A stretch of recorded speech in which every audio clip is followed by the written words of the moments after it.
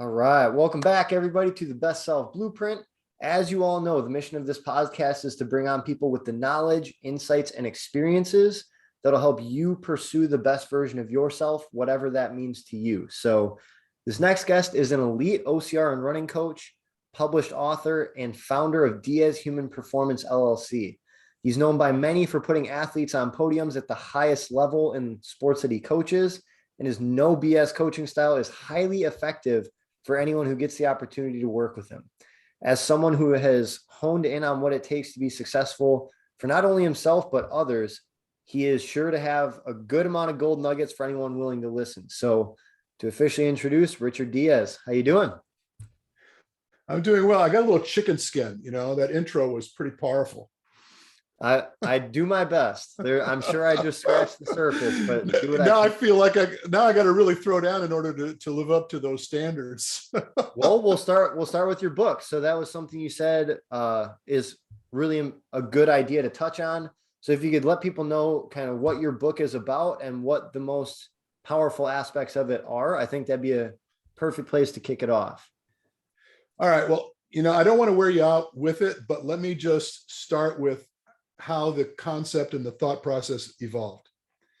And it became something that was on my radar, something that I was interested in doing long ago when I was working more closely with Hunter McIntyre. And I introduced the idea to him, I think 5-6 years ago. And as I was getting an education on the nuances, I should say, of obstacle course racing, I realized that this really is not an aerobic sport. If you intend to win climbing a mountain, moving quickly through terrain, you're going to be anaerobic a lot. And so I introduced the idea to him as I was coaching him that I wanted to write a book, and I was going to name it Training the Dark Side. And to me, the dark side being all the things that occur when you are no longer aerobic.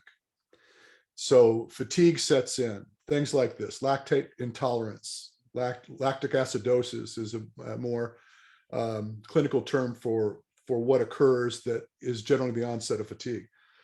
And I kicked it around a lot before I actually pulled the trigger on it. And what a lot of people don't know is I actually wrote the book 3 times before I actually revealed it the 4th time. I mean, I got 95% through writing the book and scuttled it 3 times because I just wasn't comfortable with the way things were coming together. And I did some experimentation with CrossFit athletes, which is completely outside my wheelhouse. I don't really know that much about CrossFit. I should say I didn't know that much about CrossFit at the time, but got involved with some very high level CrossFit athletes and did some experimentation. And with them, the concept was they do a workout, a WOD or competition, end up on their backs on the ground. It's kind of like a hallmark of CrossFit training. Boom, they're on their backs.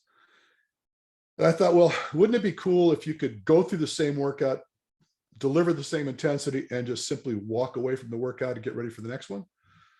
And obviously the circumstance being the battle with fatigue. And from an energetic perspective, I've got close to 30 years of experience in clinical diagnostics on athletes. I thought I got to take a really hard look at this and see what we can do from a training perspective to push off fatigue.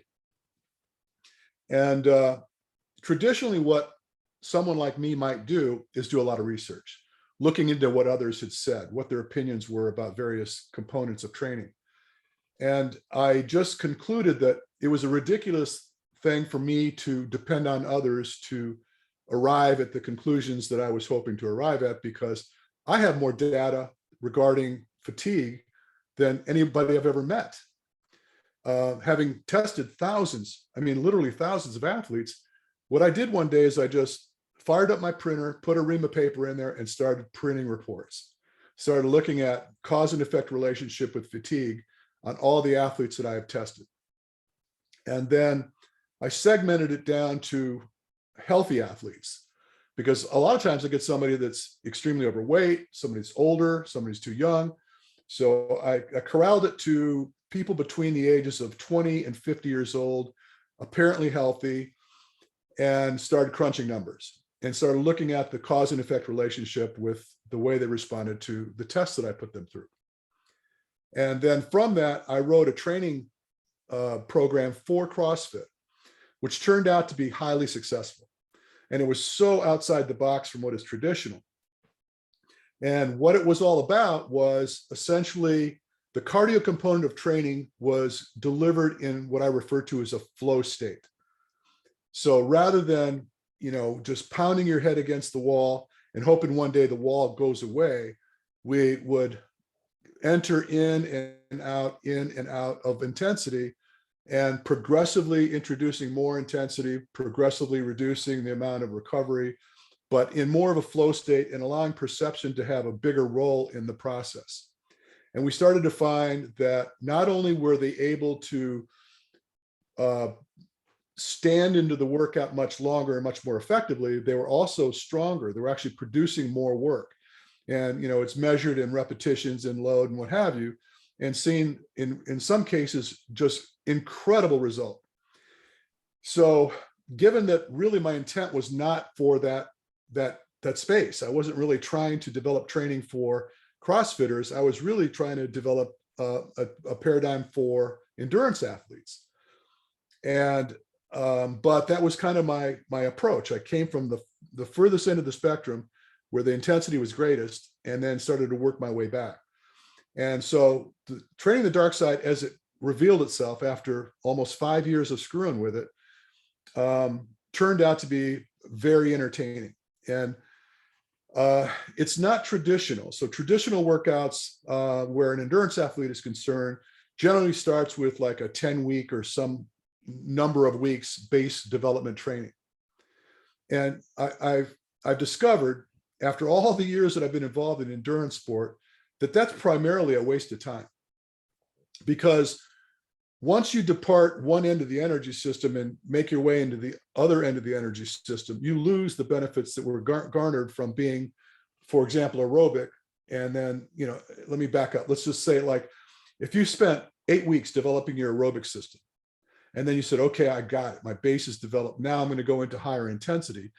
The longer you spend in the higher intensity, the more you lose from the time spent being aerobic. So it's a moving target. Your metabolism at work is a moving target. So what I concluded was, and it's logical and it's almost moronic that people haven't looked at it this way, but we have one energy system. We don't have two separate energy systems. And what you want to do is you want to develop the entire energy system. And so the workouts are inclusive rather than segregated. So almost every workout you do in the flow concept will allow you to express yourself on all aspects of the energy system. So you may start out doing something aerobic, but visit some very high intensity work and recover back into aerobic. You may spend some time in the middle. So just from a standpoint of intensity, you're just basically working your way in and out. You're flowing in and out of the entire energy spectrum. So your fitness lives at the top end of the spectrum. Your endurance lives at the bottom. And you don't want to do one and leave off the table the other, because you sacrifice your fitness to develop your endurance. You sacrifice your endurance to develop your fitness. And if you don't have all of it integrated into your training, you're not going to be as complete an athlete as you would hope to. And I've done this with people. So it's not just a crazy idea. I've had people that have been doing these workouts for years now and seeing incredible results in their performances. I think chiefly it's because they've been adopting this flow concept. So unless you have any questions about it, I think I've kind of beat that to death. So it's training the dark side. Yeah, no, that definitely piques my curiosity. And I have, a few OCR athletes, and like outside of that, even just endurance athletes who do listen into this. And I mean, I don't think any of them will be alienated to the words VJ Jones, who did fairly well this last season, to say the absolute least. And he is one of the people who follows your program. And many other people who did very, very well at OCR Worlds. And that was something I was talking to you about before we hopped on, in messaging, where it was that made me that much more excited to get you on here and chat, because you've definitely unlocked something that other people aren't practicing right now. And so just getting aware of that and understanding that what you talked about, it's not always the best idea to look at what people are doing and try to do it better. Sometimes it's about taking a step back and seeing, okay, where is the edge of that wall, and what's the workaround? Can we do it a little differently? So I really appreciate you taking the time to, run through that. And anyone who is an OCR athlete or endurance athlete, getting the book sounds like a pretty common sense choice. So I appreciate that. But also, it seems like you have really dialed in on really just what it takes to win as a coach. You do a good job of not only instilling the physical attributes of what it takes, but it seems like your athletes all have a very specific mindset when it comes into races. What have you found those kind of most important traits to be when it comes to just winning in general? Well, what I've been known to do, and I think when people think of, a lot of people want to refer to me as the running guy, right? The running coach. And I don't think that's really accurate. I do obviously spend a tremendous amount of energy helping my athletes hone their skills as a runner, because mechanical attributes are critical. And I think that what a lot of people do is they may have come up and been successful as an athlete, and may not have been as efficient in the way they move as they could be. So my history has been to do video analysis and gait correction as a first stop with my athletes. And I also obviously do the clinical diagnostics to find out, how their engine's running. What is it costing you to do the things you do? And we're all unique. And so for me to just broadly have everybody do the same thing is not going to be successful. There's going to be a pitfall somewhere along the way, because I refer to it as the study of one. Everybody wants to, be like their favorite athlete.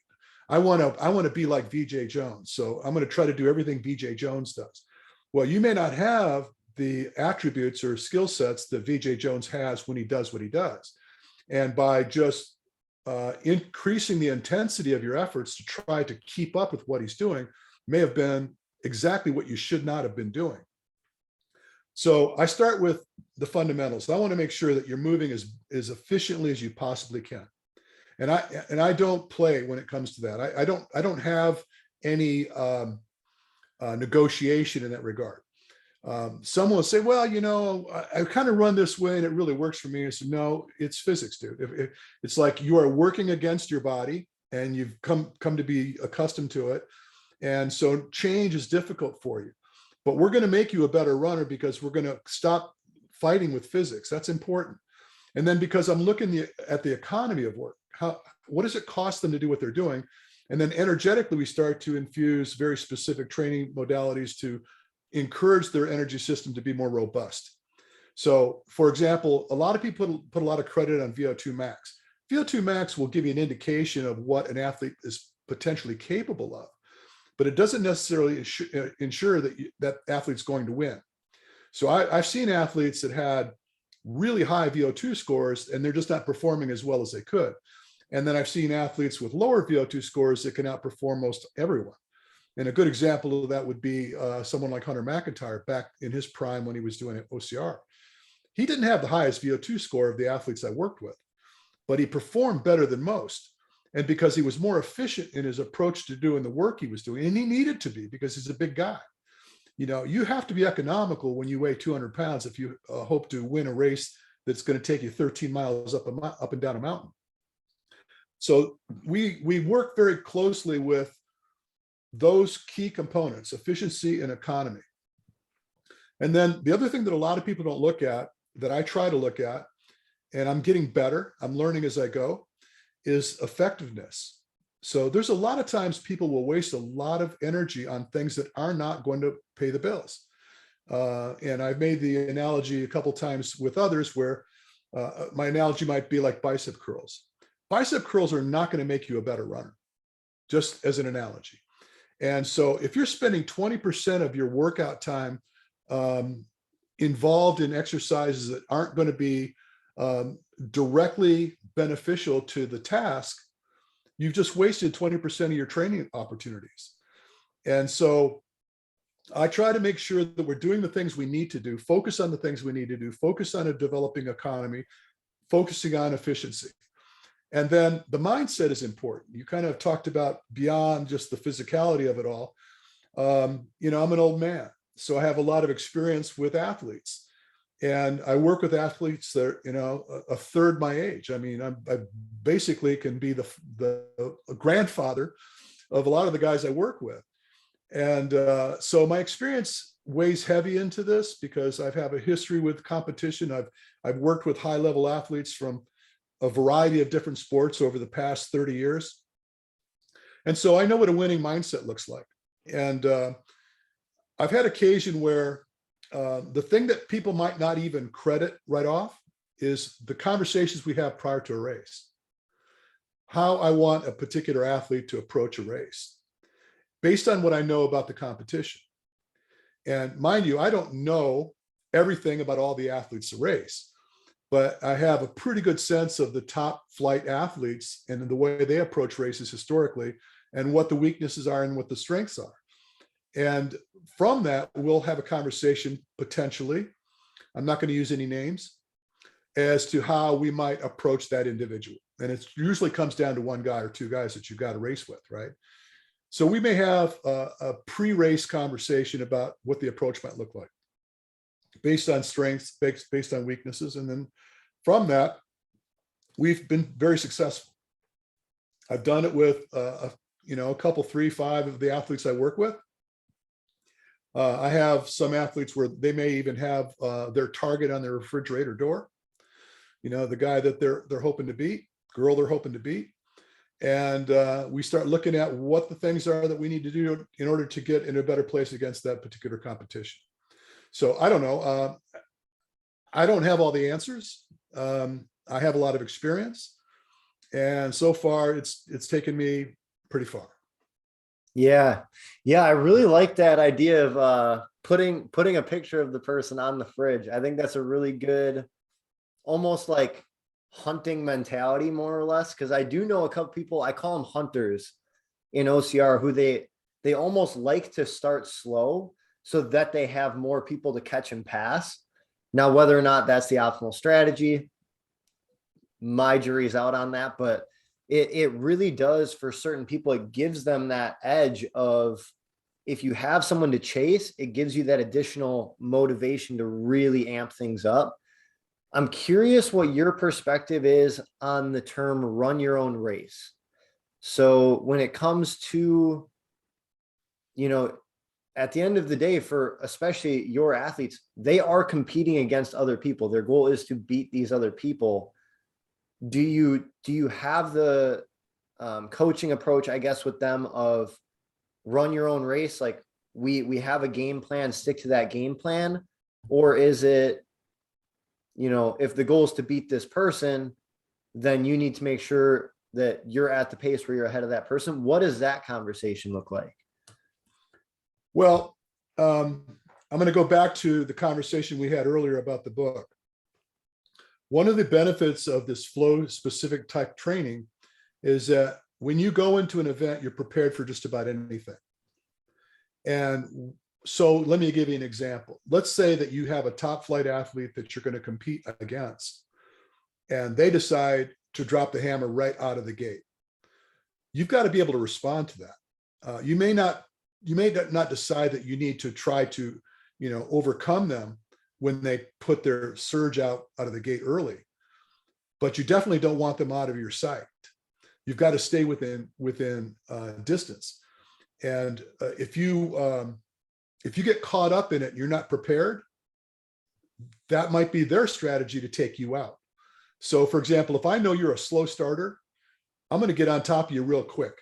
And I'm going to make you get in over your head, get into deep water, And then as you start to suffer, then I can feather back and then have more control of the race. But it's very unique to the individual. But more importantly than just targeting an individual and trying to, follow his race or follow your race, I just want to have all the answers necessary in my quiver so that regardless of the way the thing shakes out, you're prepared. And so the confidence of knowing that no matter what occurs, you have the answer is more important to me than allowing another athlete to dictate your terms, or for you to assume that you can dictate theirs. Now, I will agree on one thing is I like to see people lead from behind, if that makes any sense. So I want to stay close enough to you so that I could see what it is you're producing and then start making judgments about what the answer might be to that individual's assault. And you've probably seen this happen. Well, I'll give you a great example is the Big Bear just occurred. And, since you invoked VJ's name, you saw how that race shook out. He wasn't even on the radar for the first half of the race. But that was by design. He wasn't really intending to try to stay with those guys up front because he knows that if he goes out too hard, too fast, it becomes untenable. He can't maintain that pace after he gets in over his head. So he bides his time and he waits for an opportunity and takes it. Surprised everybody by making that move basically on the bucket carry. Most people wouldn't have expected him to out carry Atkins, but he was able to do it. Quite frankly, it surprised me. I wouldn't have guessed that would have been his move either. But historically, we've kind of approached races where we try to stay in the pocket. We try to stay within the top four in striking distance from the leader, and then just bide our time and wait for the best opportunity to make a move. And that, if you follow any of the races he's done, that's pretty much what he's done. I think it was Jacksonville. I'm not sure. I think it was Jacksonville where he had this fella come out. His name's Eric Brown, I think it was.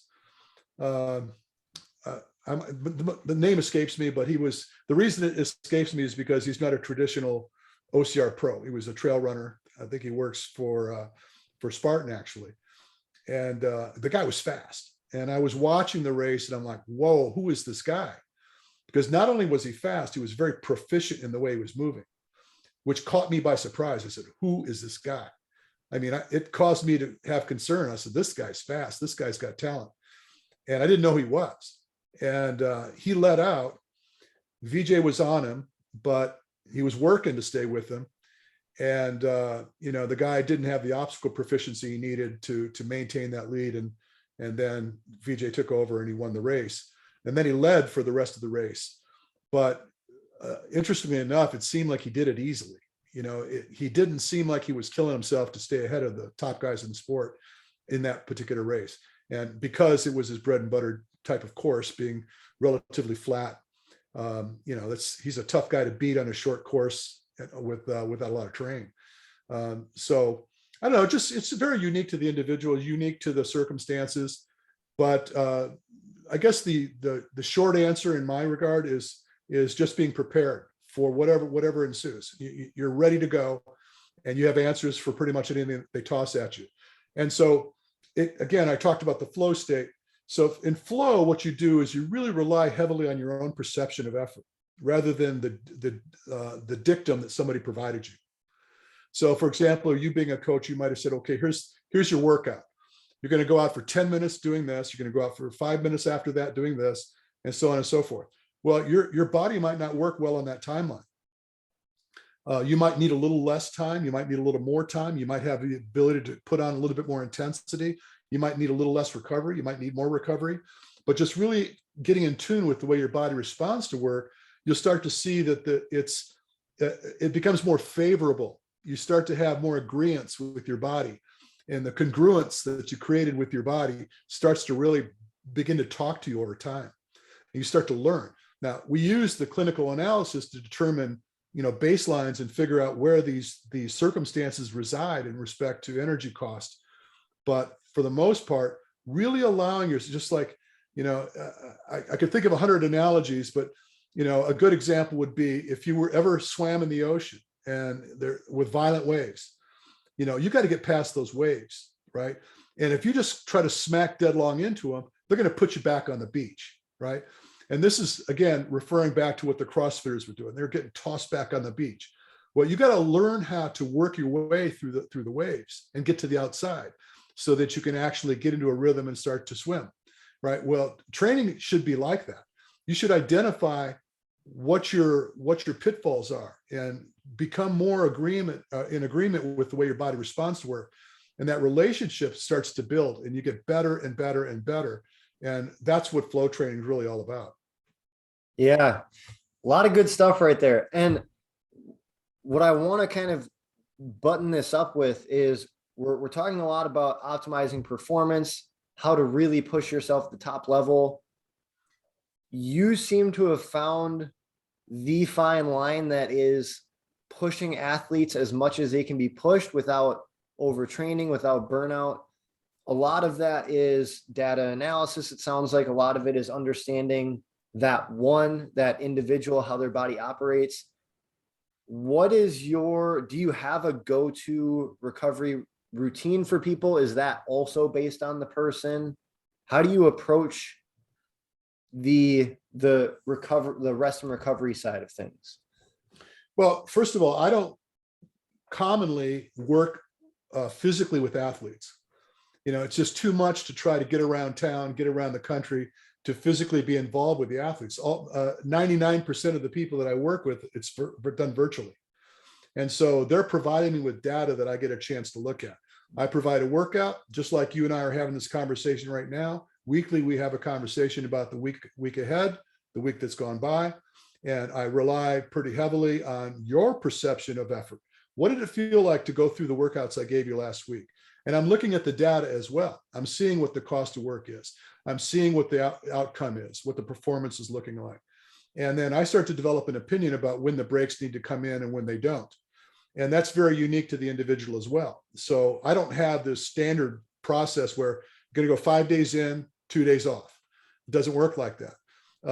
And I also am looking at the cost of work. I'm looking at, for example, through my Training Peaks account, I'll see training stress scores, historically, how your training stress scores look, week to week, month to month, how much work took you out, how much work was agreeable for you, where we are time and space relative to competition. So there's a lot of information that lays into my decision making. But I have been pretty fortunate. I don't really blow guys up.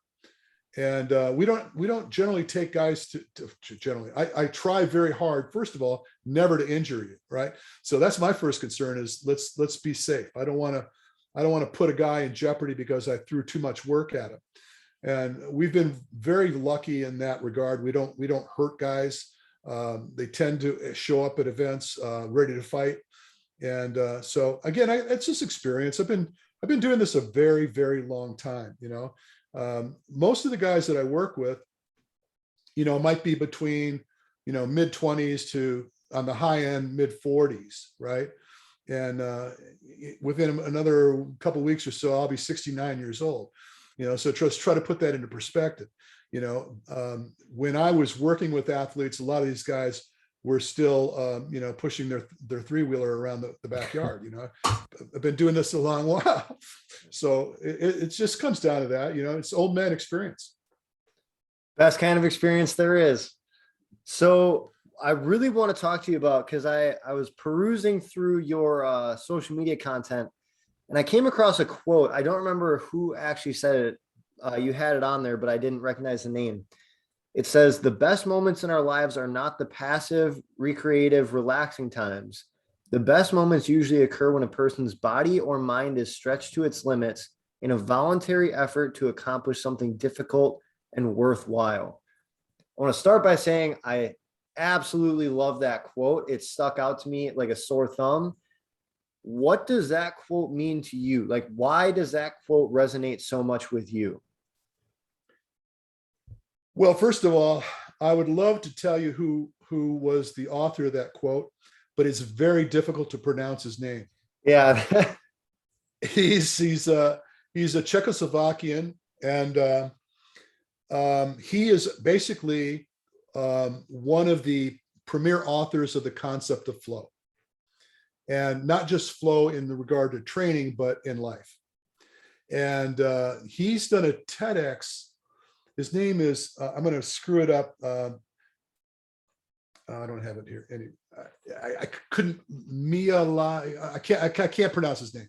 It's a difficult, I mean, I've got caught up in trying to repeat his name over and over and over again just to remember it. But it's one of those names that, like, us Americans, we're not going to get it done, right? Yeah. But a very powerful, if you just go to YouTube and type in flow, you're going to find this guy and listen to the TEDx he does and his concepts of flow. It's so powerful. And ironically, it wasn't him that stirred me into the concept of flow. I was already in there with my mindset. And then I started just researching other people that were thinking in terms of flow concepts and came across him. And it just slapped me across the head. So I love the quote. And I think it's a very, what it means to me, I don't know. I'm like you. I was just moved by it. I thought, wow, this is really kind of what this is all about. You know, competition is about just the powerful moments are the ones that you work for. You know, it's not so much this gravy lifestyle is going to have these Ebenezer moments, if you've never heard that term before. But I don't know. I just thought it was a great quote. Yeah, to me, I think the best part about it is he says it is in the difficult moments that are voluntary and worthwhile. And this is a conversation I was just having with someone about it. It is important to figure out, like, to define what your hard is, or like what your Everest is. Understand why it would be important for you to pursue that Everest, and then to give it everything you've got. And once you hit that point, again, for some people that could be running for a mile without having to stop or walk. For some people, it actually could be climbing Everest. For some people, it could be getting out of debt. But whatever that Everest is to you, I think it's that sense of accomplishment of a very difficult task that took time, effort, and like just overall energy. Those are the things that you remember more than just about anything else throughout your life in terms of accomplishments. And so it was really great seeing that come across your social media feed, because that really is something. Chris Roglowski I had on here earlier this week to record, and her and I were talking a lot about that concept. And if I would have seen this quote then, I definitely would have used it then, because she seems like the epitome of this quote, where she is very all in on going after tough tasks, pushing her limits, but in ways that are passionate, in ways that are purposeful, fun, joyful. And I think people who consistently pursue that have a light about them and just a sense of peace about them that you don't find elsewhere. So his name was Mihaly. It's Mihaly. Csikszentmihalyi. It's his last name is Csikszentmihalyi. So you could understand why I was having such a hard time pronouncing it. but and I probably am still not pronouncing it correctly. But yeah, that's who that was. And again, it says the best moments in our lives are not the passive, receptive, relaxing times. The best moments usually occur when a person's body or mind is stretched to its limit in voluntary effort to accomplish something difficult and worthwhile. So yeah, I just, when I saw the quote, I thought, oh, you know, you just, one of those things that gives you the shivers. You're like, wow, that's powerful stuff. And really, when you're thinking in terms of developing athletes, that's really kind of the mindset that you want your athletes to be in congruence with. I want to achieve something, and I know that's not going to come easy. It's going to require some task. It's going to require me to put myself out there a little bit. It's not going to be about me just lounging around the house and, hoping one day that it's all going to come together, because it will not. So anyway. Yeah. Yeah. I really appreciated that as someone who I do my best to live in accordance with that in all the areas of my life. So I really, really like that. Now we'll start to wrap it up here. Before we do, first and foremost, I want to tell people, if you are in OCR, if you're in endurance sports, or if you're just into fitness in general, go follow his stuff. I'll put all of his social media in the comment section below. Check out his book. But really, at the end of the day, I think it comes down to understanding you, how you operate, what is most efficient and effective for you. And if you don't know how to get that stuff, that's why you talk to a coach. Coaches are some of the most invaluable resources possible when it comes to, and it's not just in fitness, it's in any area of life. Find a coach or a mentor who is at a point that you're looking to get to, who has the knowledge and insights to help you get to that point. And that's why I like bringing on people like you, Rich, is because you just, I'm sure, blew people out of the water with how tactical your approach is to all of this stuff. I know there are a lot of people who do just do a quick like Google search of how to run better, and they watch the first YouTube video and try to, basically imitate it and go from there. But there's a lot more in-depth practices at work. And if you don't get quality exposure to quality people, you might miss out on things that are really actually going to get you to the spot you want to get to. So just wanted to point that out before we head into the conclusion. But I have one question that I ask everybody before I wrap up. For you right now in your life, what's the next step in you pursuing your best self? Wow. It's been a long road already, right? And people ask me a lot of times, what's next? What are you going to do next?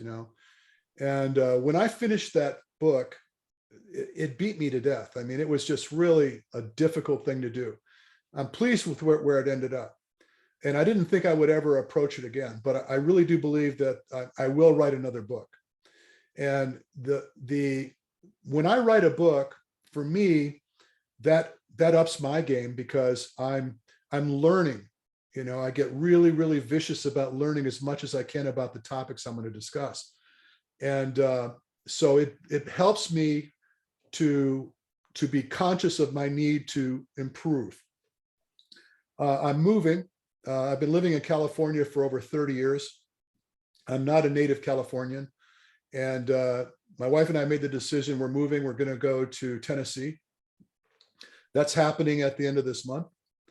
And, it's kind of a new chapter for me, because we're going to move into a new house. And we're hopefully going to end up with a place that's going to have property, going to have some land, which means it's exciting for me to be able to build a new lab, something that's, on my own property that I can do whatever I want with. That's exciting. I have a lot of clientele on that side of the country. That's going to give them more readily access to me. I have a clinic coming up in January in Jacksonville, Florida. And I'm excited about that. I'm excited about having a little bit more convenient location to operate from. So as I suggested, I have a lot of clientele on the East Coast. So they're going to be able to get to me easier. I'm going to be able to get to them easier. And over the next couple of years, I really intend to get much more aggressive with my work, putting on more clinics, traveling more. These are the kind of things that I kind of backed away from for a while. I was only doing clinics here in California. So if you wanted to see me, you had to come to see me. And so I'm either going to make it easier for people to see me, or I'm going to make it easier for them by coming to where they are.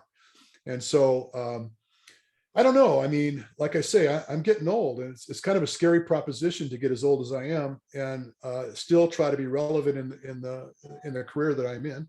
But I don't think I'm anywhere close to being done with what I do.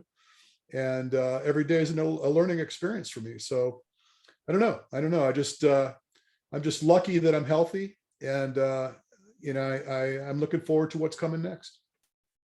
It sounds like there's a lot coming next. I'm excited for you, and I can definitely attest that you are still relevant. That is unquestionable. So, Rich, I want to thank you for taking the time and sitting down. I know you do have a busy schedule, especially with everything going on with moving, with getting these different workshops and everything ready to go. Your time is very valuable, so I very much appreciate it. To people who are listening, I also appreciate your time. I respect anyone who's investing their time in learning, growing, educating themselves. For anyone listening who's gotten to this point, if you like this video, that's why there's a like button. If you think somebody could benefit from what we talked about, that is who the share button is for. I'm sure if you're an athlete, you know other athletes who could benefit from this. But other than that, thank you everybody for tuning in. We will wrap it up there, and I will catch you next time.